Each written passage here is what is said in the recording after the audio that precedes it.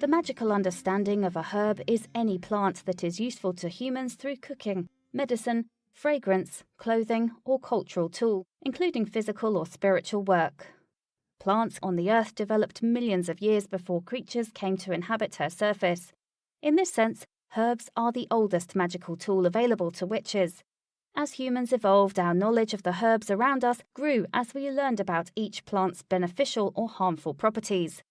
Humans learned to use various herbs for healing physical ailments, and those who excelled in this art became known as healers, shamans, and medicine women or men. During this time, the spiritual and physical realms were inseparable. The shamans and healers often travelled to the other side of the veil to learn about healing an injured or ill person. There were chants, rituals, and prayers said in combination with herbs to heal sick people. The interconnectedness of herbs and healing has endured throughout time and still continues to this day. The combination of a herb's magical properties and physical healing characteristics makes them incredibly powerful. Plants contain each of the 4 Wiccan elements as they grow and proliferate on the earth. The seeds are nourished in the soil of the earth so that they are able to begin life. The water brings key nutrients to sustain and encourage growth of new leaves and flowers. The sunlight or fire allows the plant to convert carbon dioxide into oxygen, and the air carries the next generation of seeds to spread and proliferate. The use of herbs is a versatile magical practice as they can be transformed into almost anything. Many practitioners make their own magical items using herbs. For example, herbs can be used to make dream pillows, poppets, sachets, charms, and hangings for the home. They can also be made into tinctures, oils, incense, teas, potions, and baked goods, just to name a few. Many Wiccan practitioners who work with herbs will often call themselves kitchen witches or refer to their practice as kitchen craft. While a medicinal herbalist will utilize the chemical components of a herb for healing through reactions with the human body, the magical use of herbs is focused on the ethereal plane. If a herb is to be used for magical purposes, it is not the intrinsic potency that is employed, but the energy of the herb that is to be utilized. Healing herbs that may have lost some strength or potency may be safely added to magical workings because it is the energy of the herb that is to be harvested.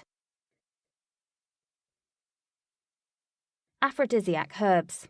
These specific herbs increase sexual desire by working as stimulants, which create a physical arousal.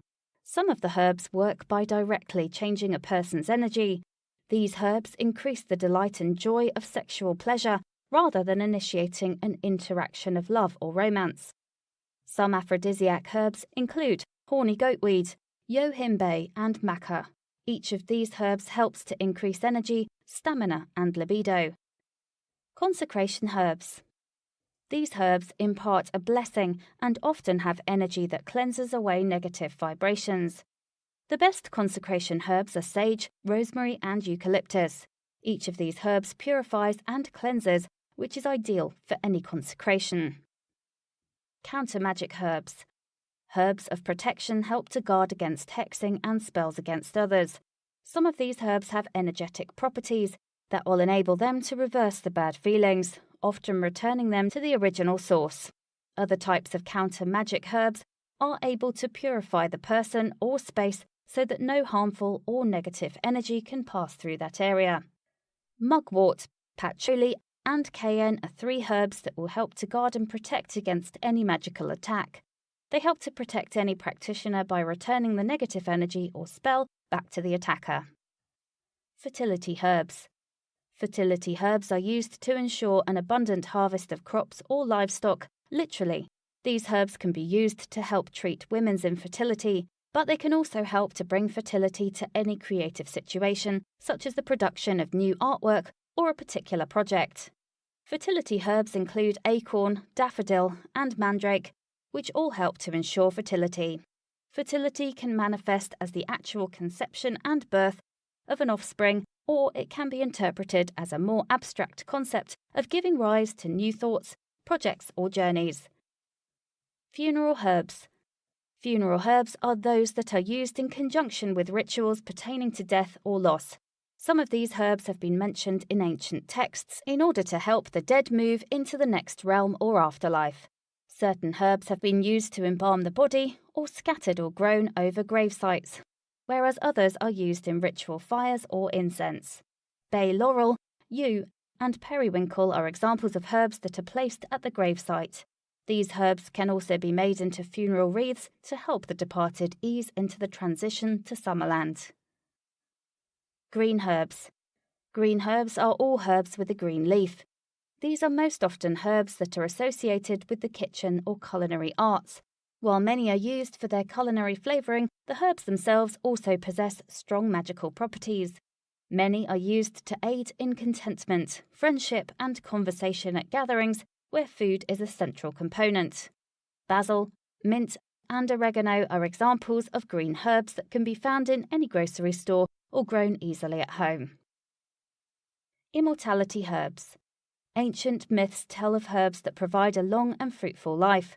While these secrets are well guarded, many of the herbs contain energy synonymous with the infinite. Some of these herbs are also capable of guaranteeing a pleasant reincarnation.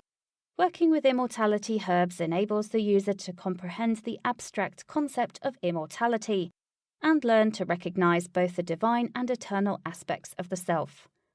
Lemon balm, periwinkle, and rue each focus on immortality. These herbs help in the transition to another life and can also help the user concentrate their energy on connecting with the divine as well as the self. Protection herbs. These herbs contain good, pure, positive energy. These herbs are often radiant and clear, while the colour is very light.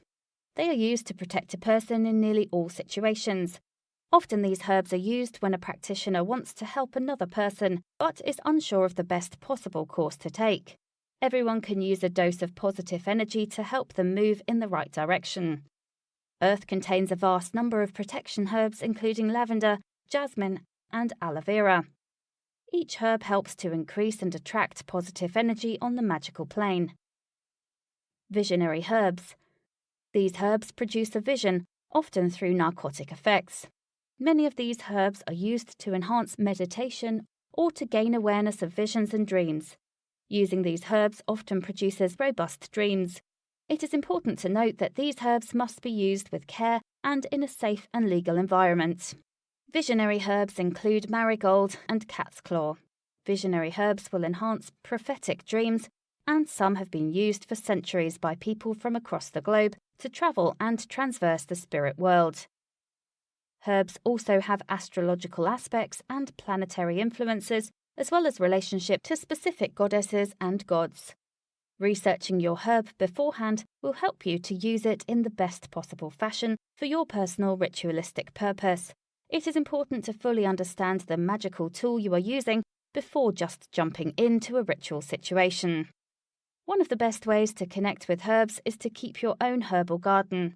This can be a plot of land in your backyard or simply pots indoors with specific herbs.